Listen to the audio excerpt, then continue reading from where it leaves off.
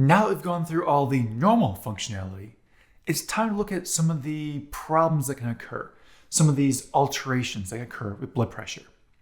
So first off is hypertension.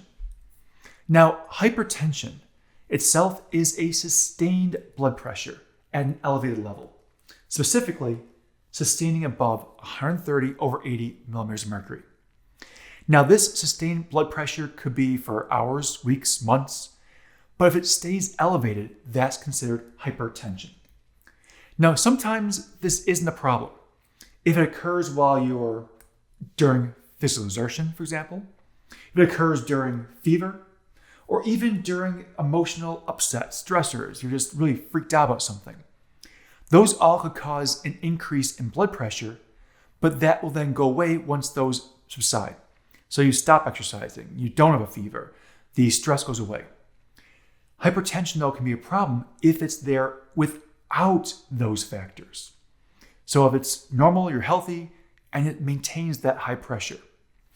Now, certain individuals, especially if they're considered to be obese, are having usually a higher amount of blood pressure due to the higher physical mass of the body. So the idea of hypertension, the body's mechanisms just can't get it down. Something's not working. Either something because of a physical aspect in the body, because of a lack of physical activity, because of a certain diet aspect, but something is keeping this pressure elevated, and that's not healthy, because a hypertension over a long period puts excess strain on the heart and excess strain on the vessels. The other side, though, is hypotension, hypo or low pressure. Now this one, 90/60 as a sustained level or lower. So hypotension. Now here we have hemorrhaging. So we've gone through hyper and hypotension. Hemorrhaging is a massive blood loss in a short period of time. So yes, that technically is hypotension, but the idea here is it's a very short term, it can't sustain.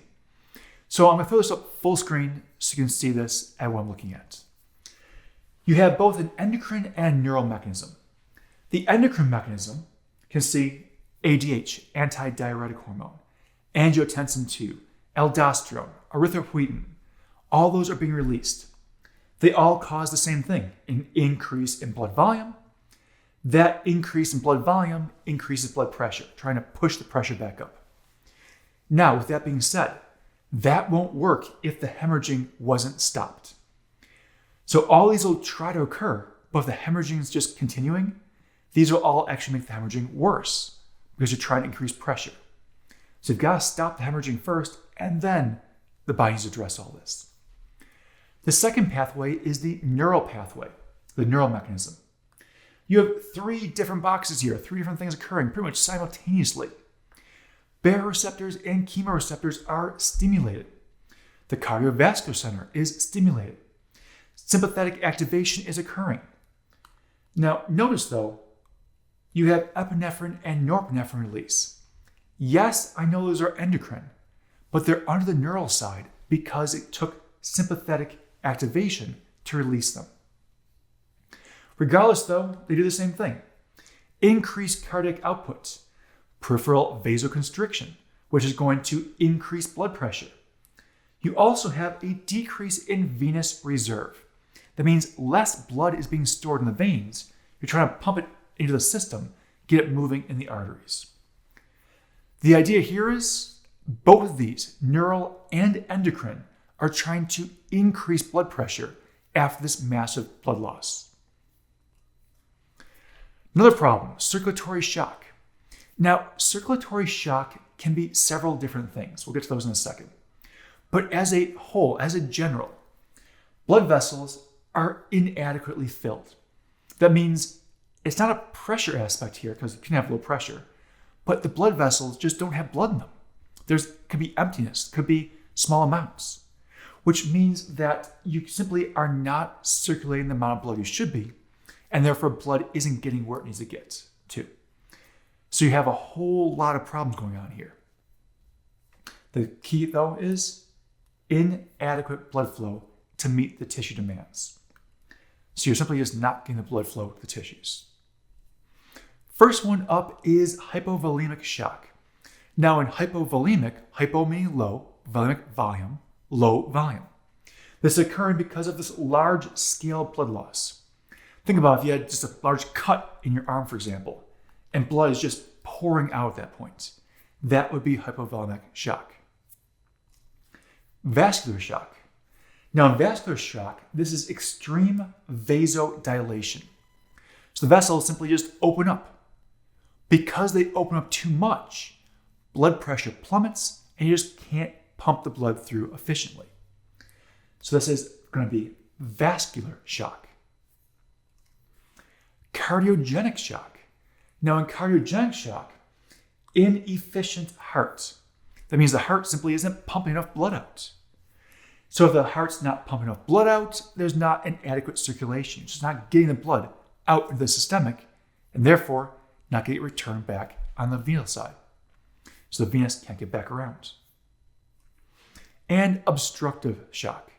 Like the name implies, obstructive shock is a significant portion of the system is simply blocked off. So you have a blockage and just you cannot get blood flowing through. And if that blood can't flow through, you can't get nutrients and gases to the tissues. So a couple of different types of circulatory shocks, all based on different problems.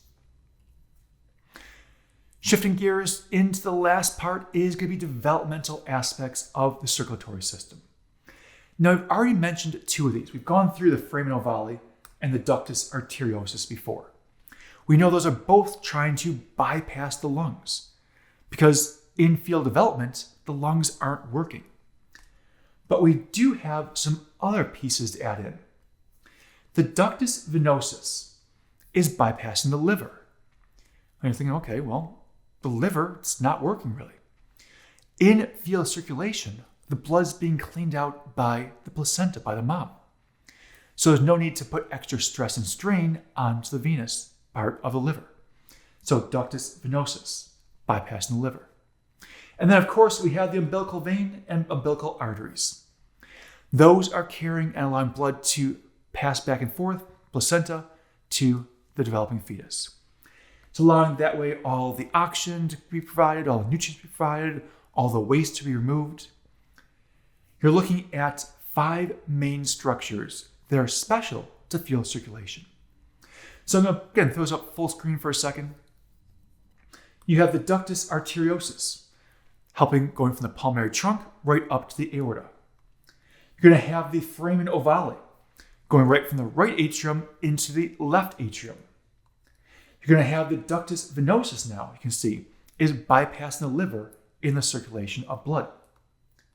And then you have the umbilical arteries and veins, going back to the placenta, to and from the placenta and the fetus.